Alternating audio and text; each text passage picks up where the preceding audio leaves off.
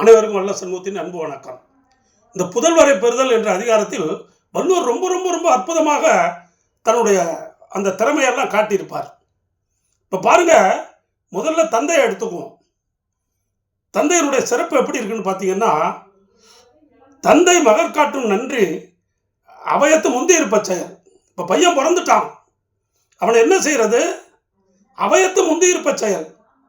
இது தந்தை மகனுக்கு செய்ய வேண்டிய கடமை, உதவி, நன்றி என்று அவர் சொல்லுகிறார்.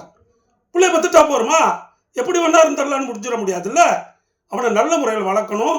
ஒழுக்கத்தில் சிறந்தவனாக, பண்பில் சிறந்தவனாக, அறிவில் சிறந்தவனாக, ஆற்றலில் சிறந்தவனாக, எல்லா வகையிலும் அவனுக்கு ஒரு சமூக பாதுகாப்பை ஏற்படுத்துகின்ற அந்த கடமையும் அந்த செய்கின்ற உதவியும் யாருக்கு இருக்கிறது என்றால் தந்தைக்கு இருக்கிறது.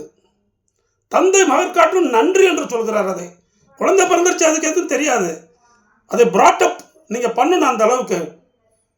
அப்போ மற்றவங்களாம் பார்த்து என்ன சொன்னான்? அவையத்து முந்தி இருப்பச்சல்.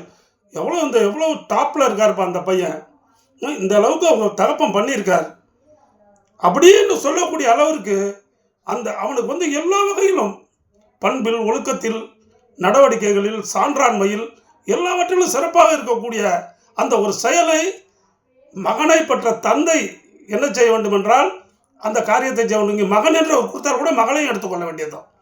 மகளாக இருந்தாலும் சரி, தன் பெற்ற பிள்ளை உயர்ந்த நிலையில், சமூகத்தின் அந்தஸ்தான ஒரு நிலையில், கல்விகளில் சான்றானாக ஆக்க வேண்டும்.